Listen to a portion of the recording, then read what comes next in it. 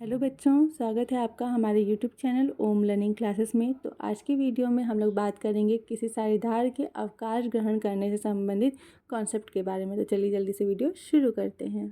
तो बच्चों आइए सबसे पहले हम लोग समझते हैं कि किसी भी साझेदार के अवकाश ग्रहण करने का अर्थ क्या होता है। तो देखिए, जैसे कि जब भी जो साझेदार हैं, ठीक है, जिनकी फ़र्म है, अगर उसमें से किसी भी साझेदार का अपना मन है कि नहीं हमें अब इस फ़र्म से निकलना है, हमें इस फ़र्म में अब काम नहीं करना है, या फिर वो बूढ़ा हो चुका है, या फिर वो बहुत ज़्यादा बीमार है, या फिर आपसी मतभेद है कुछ साझेदारों में, या फिर आपसी सहमति भी हो सकती है कि हाँ हम लोग सहमत है कि आप इस फ़र्म से अवकाश ग्रहण कर सकते हो, या फिर और भी कोई भी ऐसा कारण हो सकता है जिससे कि कोई साझेदार फ़र्म को छोड़कर बाहर चला जाता है, तो उसे ही कहते हैं, यानी फ़र्म से अलग हो जाता है, तो उसे ही हम लोग कहते हैं कि साझेदार ने अवकाश ग्रहण किया है। ठीक है, तो इस प्रकार जो भी साझेदार अवकाश ग्रहण करता है उसे हम लोग निवृत्त साझेदार या फिर बाहर जाने वाला साझेदार कहते हैं, और जो बाकी साझेदार बचे हुए होते हैं उन्हें हम लोग कहते हैं चालू साझेदार या फिर शेष साझेदार।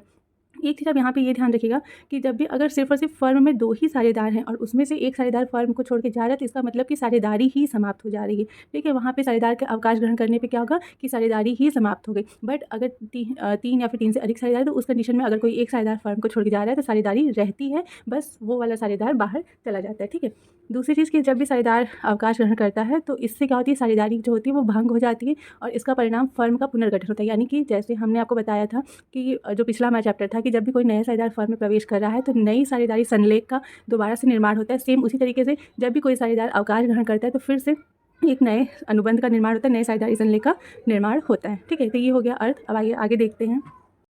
फिर है कि साझेदार अगर अवकाश ग्रहण कर सकता है तो उस टाइम कौन कौन सी ऐसी दशाएं होंगी जब वो अवकाश ग्रहण करेगा। तो देखिए, ये जो दशाएं हैं वो भारतीय साझेदारी अधिनियम 1932 की धारा 32 और उपधारा 1 में बताई गई है कि किस दशा में एक साझेदार अवकाश ग्रहण कर सकते हैं। तो पहला दशा है कि समस्त साझेदारों की सहमति से, यानी कि सभी साझेदार अगर सहमत हैं कि आप अवकाश ग्रहण कर सकते हैं तो उस कंडीशन में कोई साझेदार अवकाश ग्रहण कर सकता है। दूसरा है कि साझेदारों के मध्य में स्पष्ट ठहराव के अनुसार जो भी साझेदार हैं वहाँ पर उनके बीच में अगर कोई एग्रीमेंट हुआ हो, कोई ठहराव हुआ हो, तो उसके आधार पर भी कोई साझेदार क्या है वो फर्म को छोड़ सकता है। और तीसरा है कि यदि कोई साझेदारी ऐच्छिक है तो शेष सभी साझेदारों को अपने अवकाश ग्रहण करने की सूचना देगा। अगर जो साझेदार है वो ऐच्छिक साझेदार है, ठीक है, तो उस कंडीशन में वो सिर्फ और सिर्फ अपने अवकाश ग्रहण करने की सूचना देकर भी फर्म से क्या कर सकता है, छुट्टी ले सकता है, यानी कि निकल सकता है। वहाँ पे उसको आपसी सहमति की या फिर सर्वसम्मति की जरूरत नहीं होती। तो ये 3 कंडीशन है जिनके आधार पर एक साझेदार अवकाश ग्रहण कर सकता है। इसके बाद है कि जब भी कोई साझेदार अवकाश ग्रहण करता है तो उस टाइम कौन-कौन सी लेखांकन समस्याएँ होती हैं। तो जैसे देखिए, सबसे पहली समस्या होती है कि नया लाभ-हानि अनुपात हमें गणना करना पड़ता है कि अब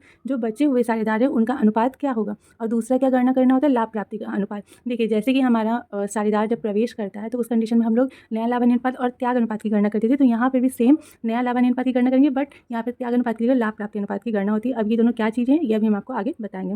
दूसरा है ख्याति का मूल्यांकन तथा लेखांकन। सेम ये चीज़ भी पिछले चैप्टर में आप लोग पढ़ चुके हैं। संपत्तियों और दायित्वों का पुनर्मूल्यांकन, संचित लाभों तथा हानियों का विभाजन, ये सारी चीज़ें हम आपको पिछले चैप्टर में समझा चुके हैं। हालांकि आगे जैसे जैसे इनसे संबंधित चीज़ें आती जाएंगी हम आपको इसको डिटेल में समझाते जाएंगे। फिर है अवकाश ग्रहण करने वाले साझेदार को देय राशि का निर्धारण। देखिए, जब भी कोई साझेदार अवकाश ग्रहण करता है तो उसके हिस्से की जो भी रकम होती है, उसका जो भी हिस्सा बनता है वो क्या करता है, उसको फर्म क्या करती है, उसका भुगतान कर देती है। तो पहले तो निर्धारण होगा ना कि कितना भुगतान करना है, तो उस चीज़ के लिए कहा है। उसके बाद अवकाश ग्रहण करने वाले साझेदार के उत्तराधिकारी को देय राशि का भुगतान, यानी कि अगर कोई साझेदार की मृत्यु हो गई है या फिर जो साझेदार अवकाश ग्रहण कर रहा है वो ये चाहता है कि उसकी जो हिस्से की रकम है वो उसके उत्तराधिकारी को मिले, यानी कि उसने किसी को अपना नॉमिनी डाला होगा तो उसे मिले, तो उस कंडीशन में भी क्या होता है, जो भुगतान होता है वो किसको होता है, उसके उत्तराधिकारी को होता है। फिर है पूंजी का समायोजन, ये भी आप पिछले चैप्टर में पढ़ चुके हैं। संयुक्त जीवन बीमा पॉलिसी का समायोजन, ये नया है, ये हम आपको आगे जब आएगा इससे संबंधित चीज़ें तो फिर हम आपको बताएंगे। उसके बाद है कृत्रिम संपत्तियों का अपलेखन, और ये भी आप पिछले चैप्टर में पढ़ चुके हैं। लास्ट है किस्तों में भुगतान। तो देखिए, कभी कभी फर्म के पास टोटल उतना अमाउंट नहीं रहता है जिससे कि वो अवकाश ग्रहण करने वाले साझेदार का जो पेमेंट है वो एक ही बार में कर सके, तो वो उस कंडीशन में क्या करती है, किस्तों में पेमेंट करती है। ठीक है, ये सारी चीज़ें जब आगे हमारे क्वेश्चन में आती जाएंगी तो हम आपको डिटेल में समझाते जाएंगे। उसके बाद है नया लाभ हानि अनुपात। देखिए, नया लाभ हानि अनुपात होता क्या है, जब साझेदार अवकाश ग्रहण करता है उस कंडीशन में। तो जब भी कोई साझेदार अवकाश ग्रहण करता है तो जो बाकी बचे हुए साझेदार होते हैं उनका जो भविष्य के लाभ हानि जो होती है उसे वो जिस अनुपात में बांटते हैं उसे ही हम लोग क्या कहते हैं, नया लाभ हानि अनुपात कहते हैं। यहाँ पर नया लाभ हानि अनुपात निकालने का जो फॉर्मूला वो क्या है, लाभ प्राप्ति अनुपात प्लस पुराना लाभ हानि अनुपात। अब आइए देखते हैं कि लाभ प्राप्ति अनुपात क्या होता है।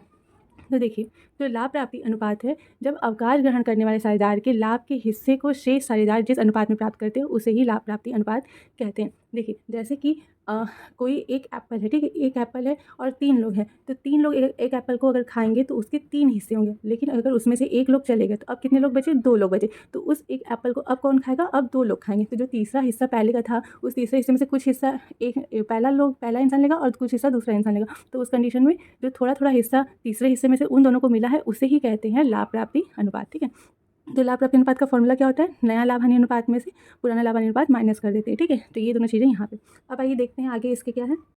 अब है त्याग अनुपात और लाभ प्राप्ति अनुपात में। तो देखिए, साझेदार के प्रवेश करने पे त्याग अनुपात की गणना होती है और लाभ प्राप्ति अनुपात की गणना कब होती है? जब साझेदार अवकाश ग्रहण करते हैं। इन दोनों में मेनली क्या क्या अंतर है, तो इसे देख लेते हैं। तो सबसे पहले अर्थ देख लेते हैं। तो जब पुराने साझेदार द्वारा नए साझेदार के पक्ष में अपने लाभ के हिस्से का त्याग किया हुआ अनुपात जो होता है, उसे ही क्या कहते हैं? त्याग अनुपात कहते हैं। और यहाँ पर क्या है कि जब कोई साझेदार निवृत्त मतलब अवकाश ग्रहण करने वाले साझेदार का जो लाभ का हिस्सा होता है, उसको शेष जो बचे हुए साझेदार होते हैं वो जिस अनुपात में प्राप्त करते हैं, उसे क्या कहते हैं? लाभ प्राप्ति अनुपात कहते हैं। इसकी गणना कब की जाती है? तो त्याग अनुपात की गणना कब की जाती है? जब नया साझेदार प्रवेश करता है। और लाभ प्राप्ति अनुपात की गणना कब की जाती है? जब साझेदार अवकाश ग्रहण करता है या फिर उसकी मृत्यु हो जाती है। सूत्र क्या है? तो जब हम लोग त्याग अनुपात निकालते हैं तो हम लोग पुराने लाभ हानि अनुपात में से नए लाभ हानि अनुपात को माइनस करते हैं, जबकि हम लोग लाभ प्राप्ति अनुपात निकालते हैं तो जस्ट इसका अपोजिट करते हैं, नया लाभ हानि अनुपात में से पुराना लाभ हानि अनुपात माइनस करते हैं। फिर अब उद्देश्य यानी कि त्याग अनुपात और लाभ प्राप्ति अनुपात निकाला क्यों जाता है? तो देखिए, जो नया साझेदार के हिस्से की जो ख्याति की रकम होती है उसको पुराने साझेदार क्या करते हैं? अपने त्याग अनुपात में ही बांटे, इसलिए त्याग अनुपात निकालना पड़ता है। और निवृत्त या मृत साझेदार की जो ख्याति की राशि है, जो उसको ख्याति की राशि जब वो जा रहा है तो उसके ख्याति का हिस्सा जो है वो भुगतान करना पड़ेगा। तो भुगतान कैसे होगा? जो लाभ प्राप्ति अनुपात जब हम लोग निकालेंगे तो उसी लाभ प्राप्ति अनुपात में क्या होगा? उसके ख्याति के हिस्से का भुगतान शेष साझेदार करते हैं। और लास्ट में है प्रभाव क्या पड़ता है? तो त्याग अनुपात का प्रभाव ये पड़ता है कि पुराने साझेदार के लाभ के हिस्से में कमी आती है, जबकि लाभ प्राप्ति अनुपात से क्या होता है कि जो शेष साझेदार हैं उनके लाभ में वृद्धि होती है, ठीक है। तो ये कुछ मेन अंतर थे नए त्याग अनुपात और लाभ प्राप्ति अनुपात में, ठीक है। तो इसी के साथ आज का हमारा ये वीडियो यहीं पे समाप्त होता है। उम्मीद करते हैं कि आपको अभी तक की ये थ्योरी जो कॉन्सेप्ट की है वो आपको काफ़ी अच्छे से समझ में आई होगी। तो मिलते हैं नेक्स्ट वीडियो में। तब तक के लिए अगर वीडियो पसंद आया हो तो please like share and subscribe करना बिल्कुल मत भूलिएगा और बने रहिए हमारे यूट्यूब चैनल ओम लर्निंग क्लास पे। Thank you.